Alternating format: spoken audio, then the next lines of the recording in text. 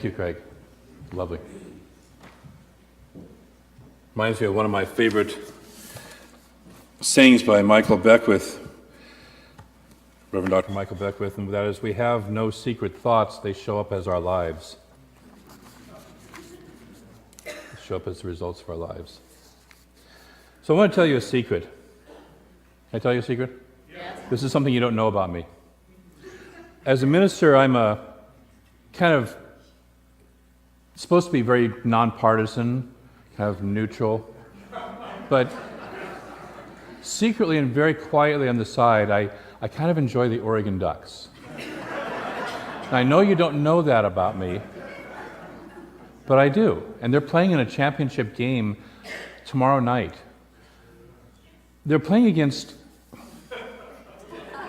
it's hard to even speak the words, but the Ohio State Buckeyes. Be careful. And because this is a nonpartisan church and a non-partial church, we happen to have an Ohio State alumni here who demanded equal time. For those of you who are here, this is our assistant minister, Reverend Mary Mitchell. I can't stand at the podium, I'm sorry. I was going to go to the ethics committee and accuse her of treason for not supporting her senior minister, but unfortunately she's on and co-chair of the ethics committee. And so I wanted to share with you this morning from my favorite newspaper, the Wall Street Journal. There's a big picture here of the culture clash. And here's the Oregon Duck with his smartphone on the left, and an Ohio State Buckeye on the right with a wrench and a toolbox. And here's just an excerpt. No, wait a minute, smartphone. I get props too. Here's just an excerpt from this beautiful article. College football finally has its own Super Bowl on Monday with the Oregon Ducks and Ohio State Buckeyes. It's a culture clash worthy of national frenzy, and that's the truth, if you haven't noticed. It's a culture clash. And the Oregon team is a team that Nike built in a state that never met a progressive idea it didn't like. My home state. The Ducks are about breathless offense and flash. If you haven't seen their quarterback, he's awesome. Mm-hmm. But Ohio State is the epitome of old-fashioned rah-rah powerhouse and embodies the state's stolid blue-collar ability to fight through hard times. Ohio State is just coming into the high-speed world of college football. But they're pulling it off with the third-string quarterback. Now that says a lot. And as the head coach said, and the official Ohio motto is, with God, all things are possible.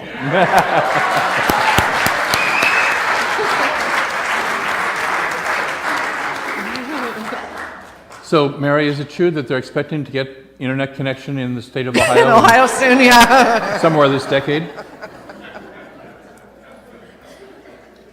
So that made me think of a quote by Raymond Charles Barker, which is one of my favorite little passages by him. In my years of counseling, I have found that only those who really want what they want enough to decide that they shall have it will get what they want. The others mutter at me that great statement, with God, all things are possible. They expect me to agree, which I do, but their concept of this statement is that it will be done unto them without any effort on their part. Now, that's not the case of the Buckeyes. They put in a great deal of effort. They expect their half-thinking to be rewarded by a whole result. Got it? They expect their half-thinking to be rewarded by a whole result.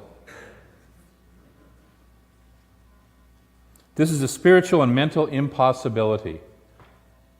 I don't believe it. Somebody's actually calling me. It's turned off because I don't want to have you glaring at me. Those who have actually decided to have what they want do not expect special favors from the universe. They are ready and willing to think what they want long enough to get what they want. They are not afraid of that good, solid mental work of believing. They know that there are no miracles.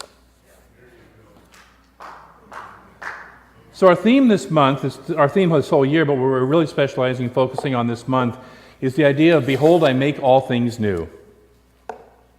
And so we're looking at our lives and creating our lives anew and what we want to refresh our lives with.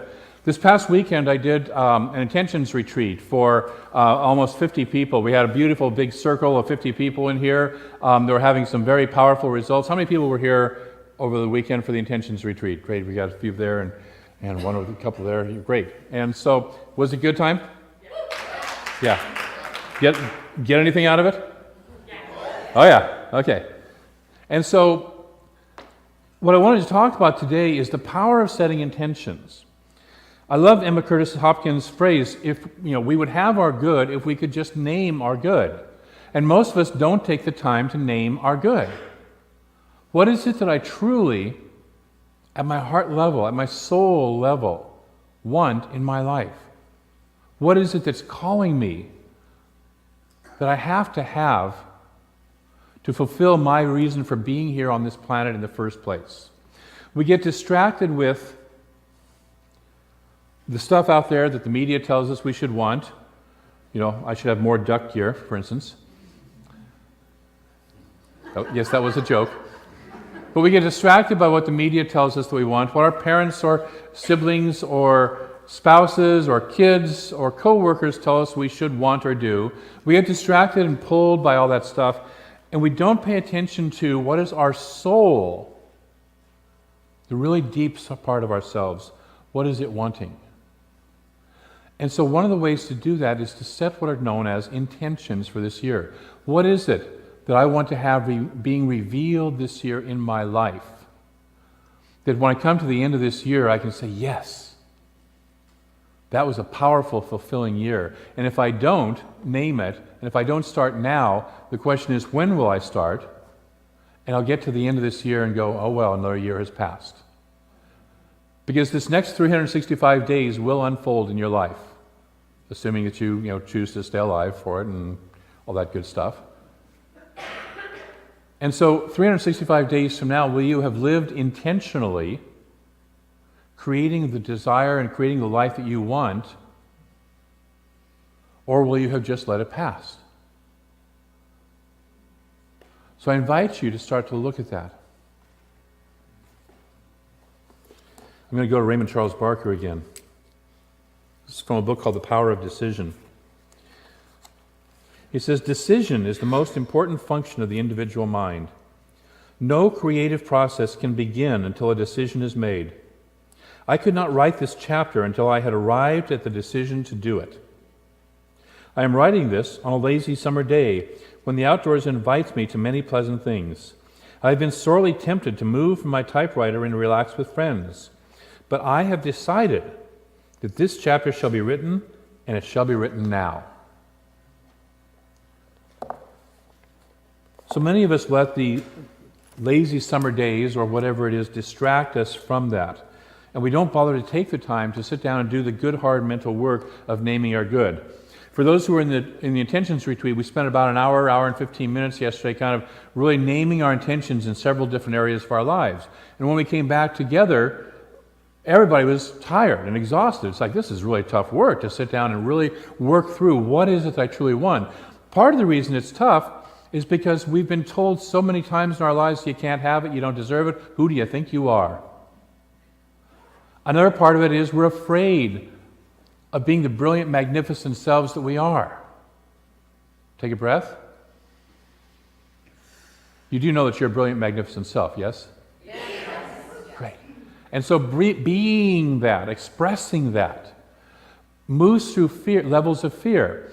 Oftentimes we know how to exist in that little small world where we live in a kind of our smallness, okay? It's familiar. It's comfortable. She says, yeah, good for you. And people get scared because if I move out of that comfort zone, if I move into my magnificence and my brilliance, I don't know how to be who I'm going to be as a result of that. We had one person yesterday who said, I'm afraid of freedom. I'm afraid of moving into my freedom. And we kind of had a conversation about that because in the Science of Mind textbook from Ernest Holmes, the very first page of it, I think the second chapter, says the universe's only agenda for us is freedom. And so when we move into freedom, we're moving into alignment with the universe's agenda for us. There's no big guy in the sky with a master plan for how you should live your life or how I should live mine. We get to create in that freedom. The universe is about freedom. Are we willing to step into the freedom that we have to create? But with the freedom comes the responsibility to choose, to decide. And so that's where we start to name our good. Okay? So the naming our good is started with the process of an intention. And an intention is a quality of being. It's not a doing, it's a being.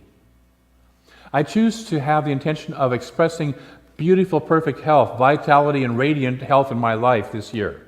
I choose to have the experience. My intention is that I am an expression of healthy financial freedom throughout this year.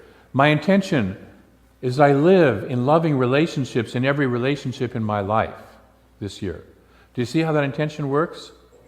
It's not about dollars. It's not about diet plans or exercise programs. It's not about who's going to take out the garbage or anything like that, or what dating service I'm going to sign up for or anything like that. It's about the soul intention, my heart's intention. What is it that I really want?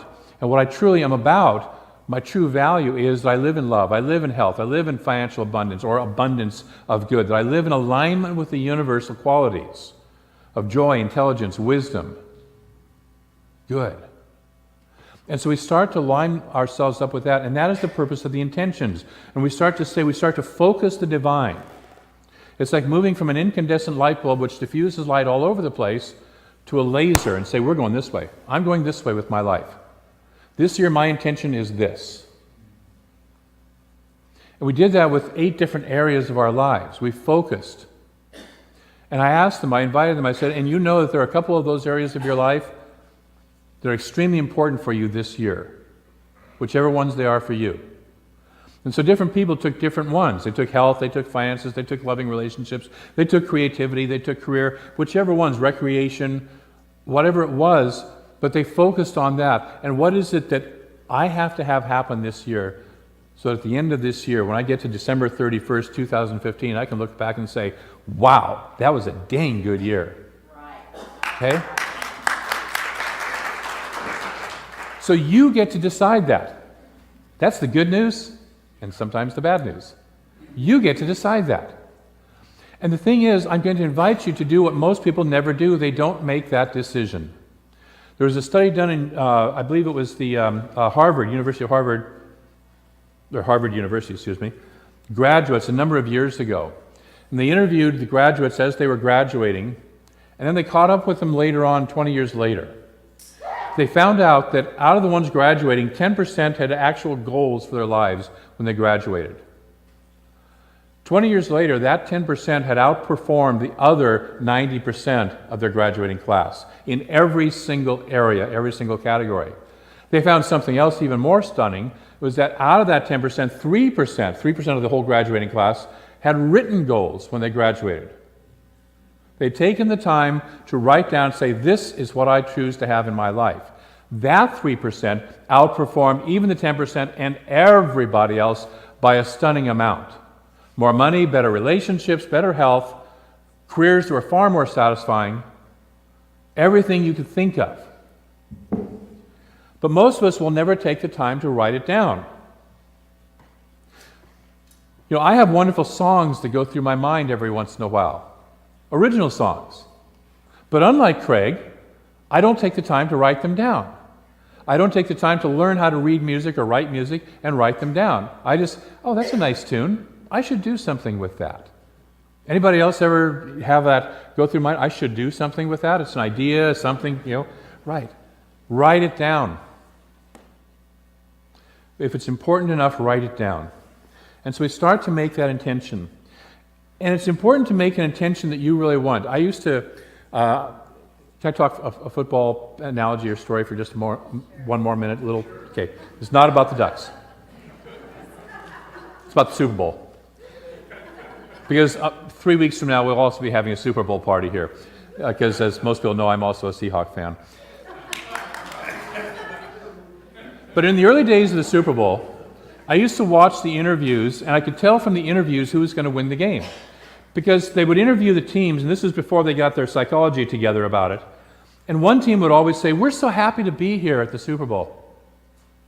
And the other team would say, "We're so looking forward to winning the Super Bowl." Guess which team won the Super Bowl every year? The one that said they're looking forward to winning the Super Bowl. So in your intentions, you're looking forward to what it is you truly want, not the step, half a step away from it. Okay? So if you truly want that loving relationship, I'm truly grateful for the powerful, wonderful, loving relationship I'm in, not I'm grateful that I finally found a dating service that I like. Okay? You're looking for what you truly want. And you set that as intention, that's a beingness. The next step is once you have the intention, because there's a wonderful phrase that says the road to hell is paved with good. Okay? Because the way that happens is people don't give them legs and make them happen. And so the next step is you set goals. And these are tangible, measurable. What am I going to do with a time limit things? I was teasing my buddy over here, Christian, that we were talking about, we were using an example of the intention is that I experience and express divine order in all areas of my life.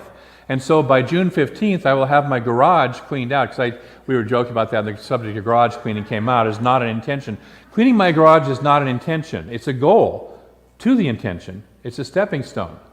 And so I will have my garage cleaned and in order and a picture of what that looks like by a certain date. And so we can all go over and look at his garage and see that result. Not yet. But not yet.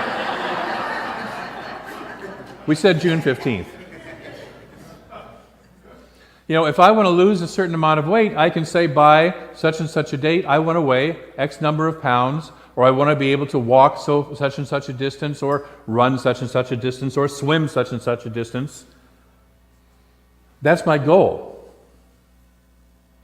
So you establish goals that start to support the intention. What is a measurable, tangible, result-oriented with a time limit thing that we can do? The final step then, and this is a step where a lot of people first of all start with goals. That's what's called New Year's resolutions. This year I'm going to lose 75 pounds. That's probably not a really healthy goal. But this year I'm going to lose whatever. This year I'm going to do whatever. We don't start with the intention, but the intention is the power. The intention is the heart. The intention is moving your soul and getting it involved. Okay? And then some people start with the process. I'm going to join this diet program. I'm going to start working out at this gym.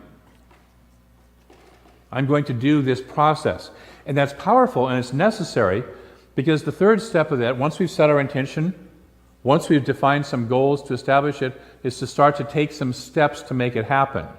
The Chinese proverb of a journey of 1,000 steps begins with a single step. A journey of 1,000 miles begins with a single step. So we start to make a plan for what am I going to do to start to make that happen. So with Christian, we were teasing that, one of those things was I can arrange a garage cleaning party with my friends. And we pick a Saturday and we go on over and support Christian cleaning his garage. Which, by the way, also says that most of us have a certain limited number of processes that we know how to do. We limit ourselves into that, and we don't expand out beyond that.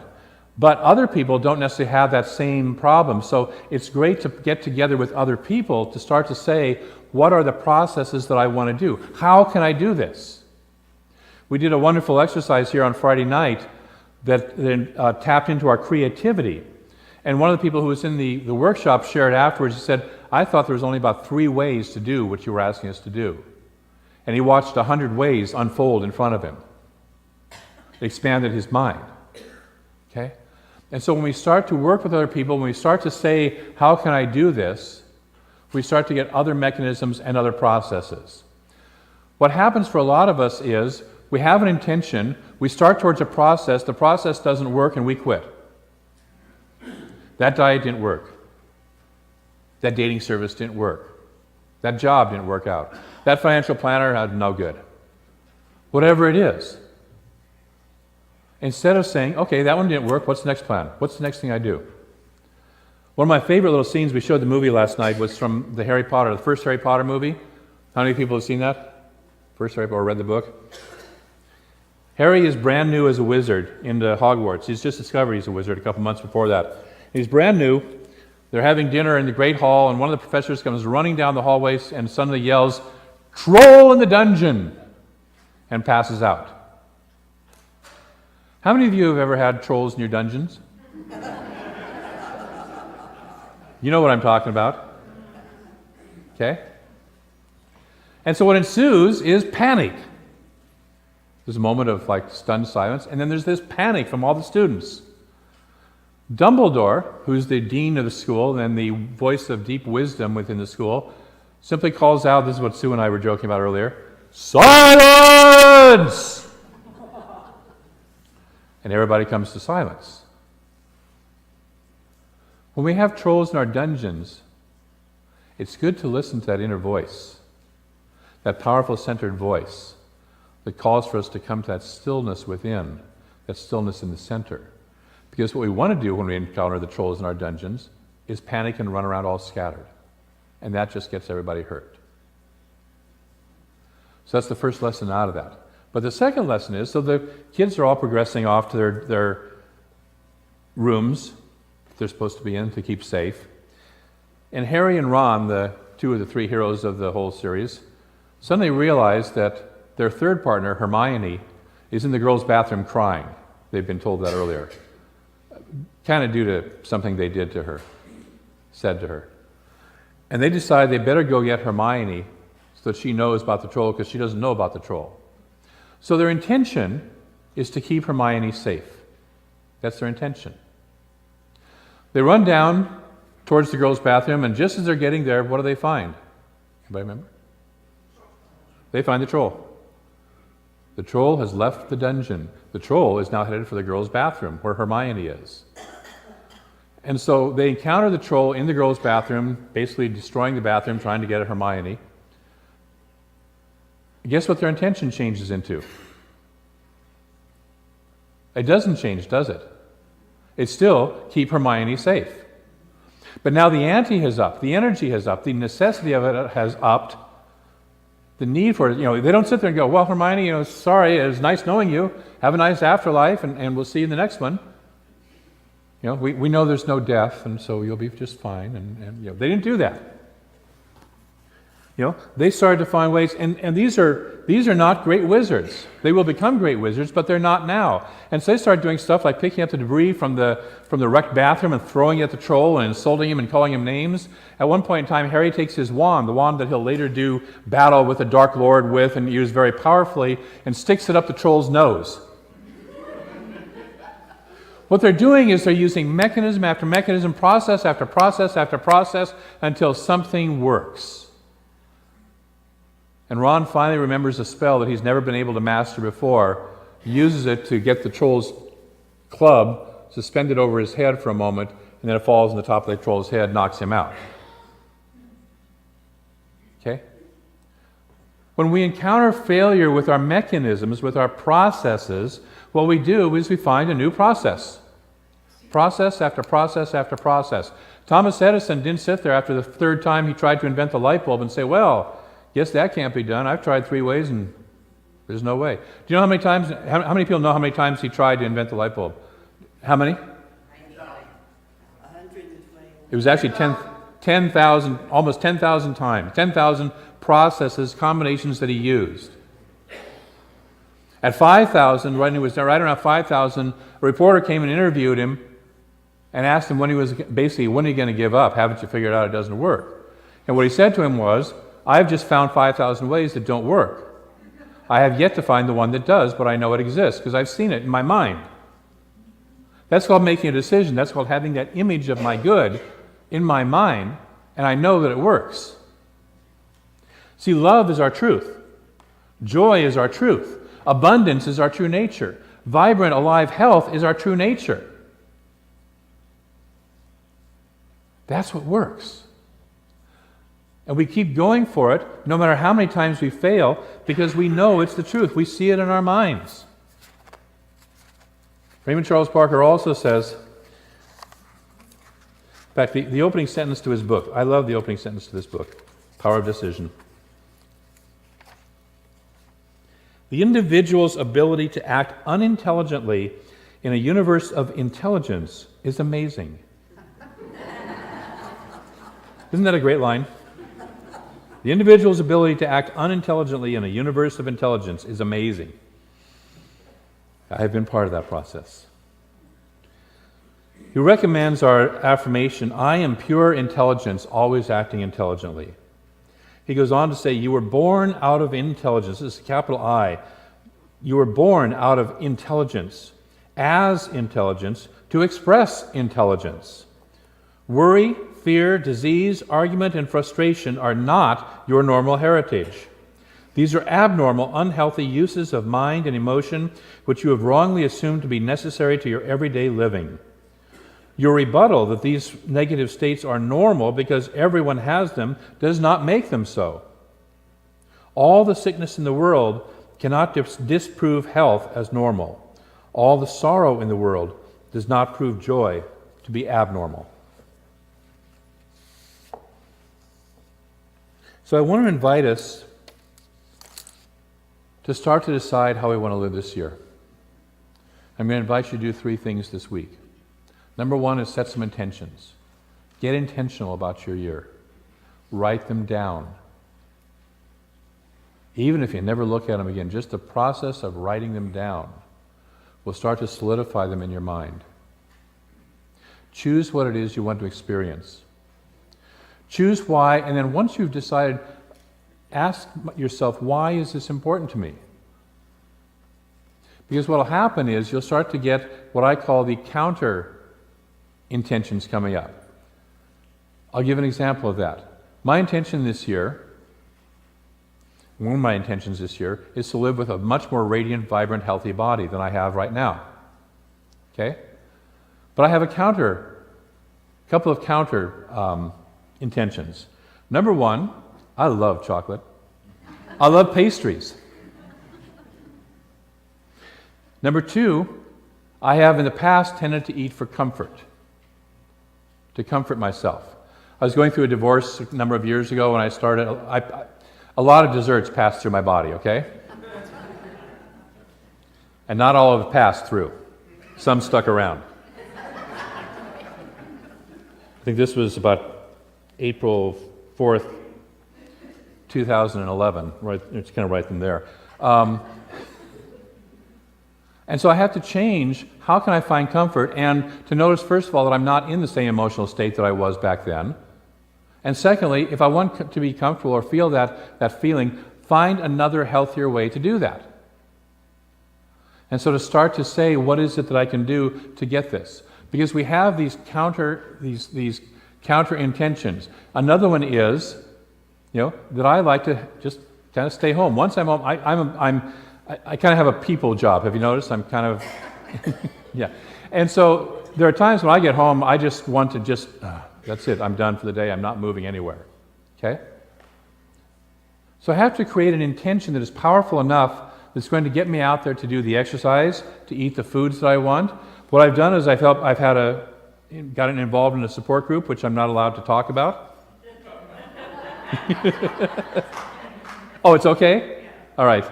So Reverend Mary and I and a couple of other people have gotten into a little agreement. Competition. Agreement to see what percentage of, who can lose the greatest percentage of weight between now and I think it's the end of June. And so we're going to lovingly support each other, but as somebody observed, you really want to win, don't you, David? I said, yes, I do. And I mentioned this yesterday during the intentions retreat, and, well, Mary, it turns out, really wants to win too. Have you noticed we're both a little competitive? A little bit. Just a little bit, yeah, okay. And so that's a good thing, because it's going to motivate us. And so I found that doing stuff with support, with friends, helps us to move along. It's one of the things we did in the Intentions Retreat yesterday was we created empowerment groups to support people. I encourage you, if you don't have somebody to support you, get somebody to support you with your intention. Get a prayer partner, somebody who will hold you responsible and share that process with you. Doesn't mean they have to do the same thing, but they will share the process with you. So set an intention, get some support. Find out why it's important to you to have this. What's your big why? One of the things that happened when the trolls showed up in the bathroom was the level of must amped up as far as keeping Hermione safe. When you have that energy that this must happen in my life,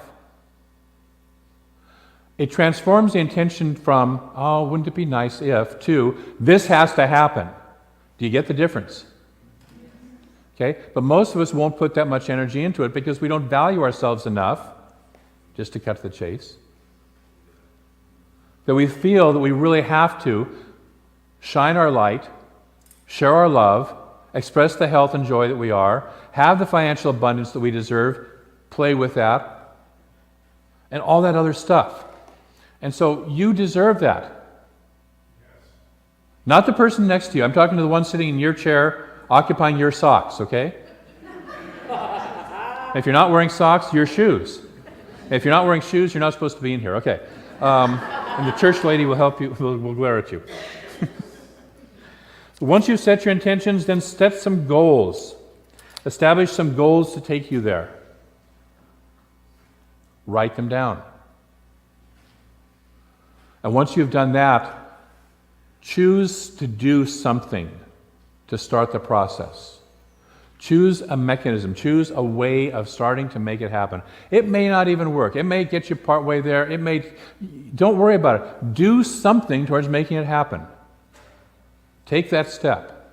Are we in agreement with doing that? Yes. Set an intention, make a goal, start something in that direction. Okay? That is your work for this week. I'm going to close with one of my favorite readings. Many of you have heard this before, from Marianne Williamson. But just to remind you of who you are. Our deepest fear is not that we are inadequate. Our deepest fear is that we are powerful beyond measure. It is our light, not our darkness, that most frightens us. We ask ourselves, who am I to be brilliant, gorgeous, talented, and fabulous?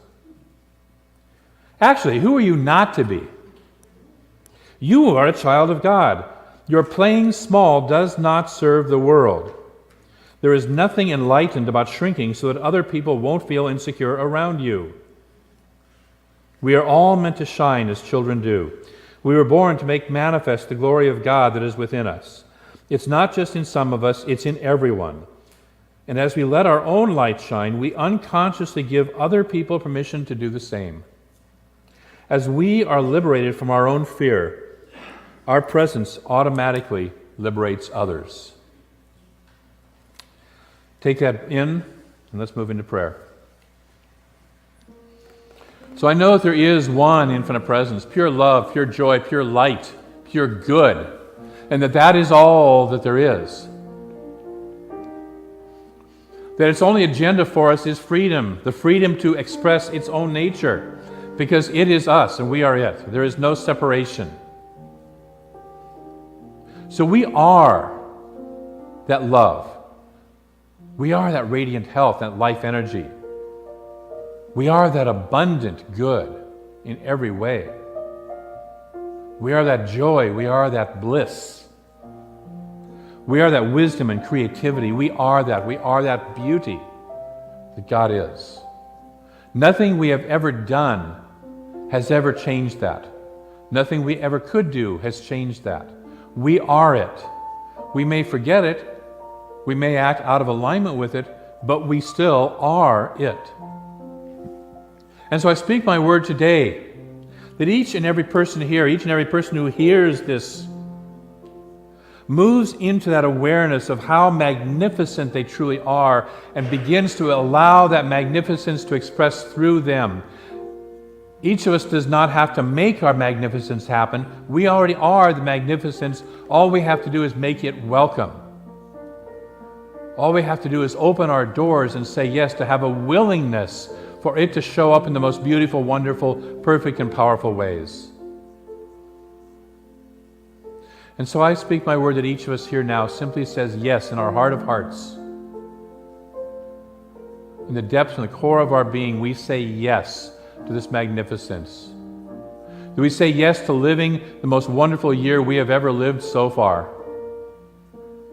Do we open up and we set clear intentions to know what that looks like so we will recognize it when we see it? And so we can feel that joy, feel that abundance, feel that great good, feel that health and vibrational aliveness within us ahead of time and allow it to express out through us.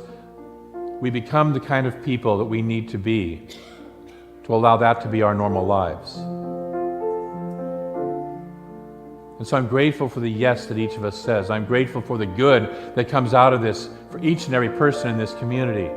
I'm grateful for the ripple effect it will have out beyond our own lives, of other people that it will touch and bless in every single way. Because our good blesses everyone around us. Our true good blesses everything and everyone around us. And so I'm grateful for that yes. I'm grateful for that good. I am grateful for the Spirit that moves in, through, and as it all. And so I release this word into a law that moves it into form, moves it into expression right here, right now in our lives. And it is done. And we say yes, yea, amen. And together we say, and so it is. Thank you.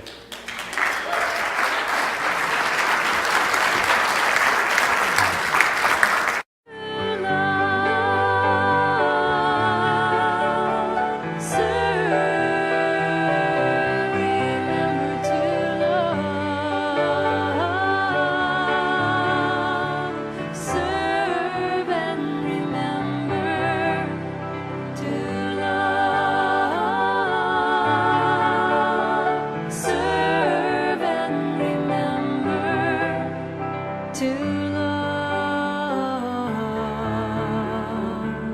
serve.